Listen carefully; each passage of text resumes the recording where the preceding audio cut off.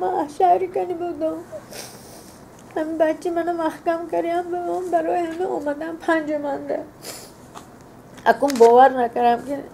نیم تکم نو هنده میگوید که پپیت که از نست باید 5 سال اینستا خونده که یکان دختر که گوزندگیش نی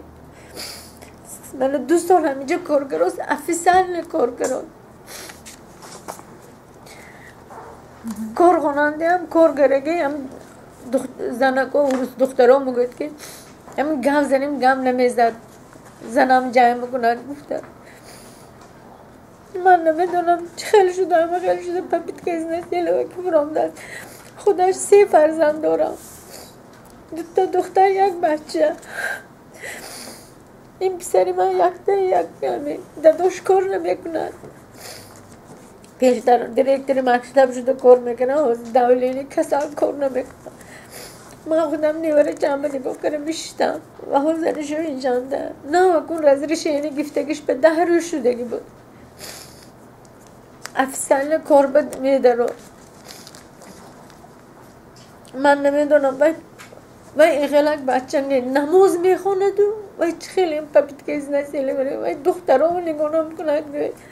ماسک و سنتیابران دومده بابا گری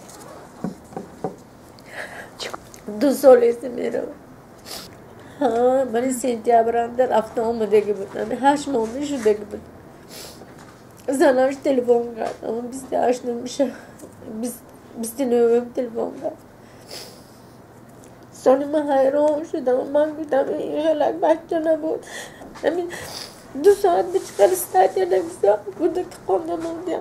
اما من پیش آمدم که هیچ نباشد همین استادی دیگه کنم یکته بچه من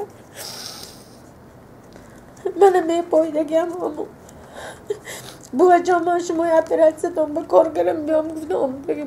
من بودم کسا کارخانه‌شانده هم کامپیوترانده من بخیلی کنده بود خوندگی بود دی 1 روز کار 1 روز دم میگه دیوم کارخانهش گوید همون فیل دوید کونده افیسالی منی کامپیوتر یاردم بتیاد کو المجانده دوار شده کار میکند زنش او بورتسته شده کار میکند گوید من به حیران شده در رو پریده آمدم که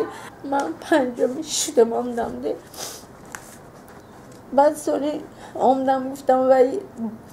2 تا جانده کار کنه خیلی پپیت که از نسیله منی کنه زنش پیشنده باشد این پس تاوه نمیرنه گفتم آمدم دویدستم آمدم اما سلیدی بیتل رفتم سلیدی بیتل ناز بدست خواهی من پیش واز گرفت پیش سرم با موندم دیمیتری والیرویچ التماس کردم دختره گفتم گابا انداز با من روزی میکنم هم او شیر باش به پلاتید میکنم گفتم نه تلفن کردم جان کرده نخواه جسته باید رزگوار گفتم پشالسته izmini onun bile 7 ismini sildim если он с этой стати уйдет там я уже умираю не могу жить ama şuna bir de ince yordam bulundum ki zor hem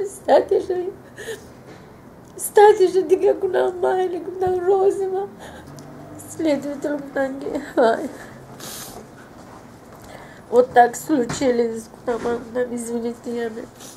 تو باور میکنم اسیا گفتم دیگه هیچی کم سیزوی سینده اکبر دیدم نه بابا جایی کس بریدید سکنات من کدگیم نه بگم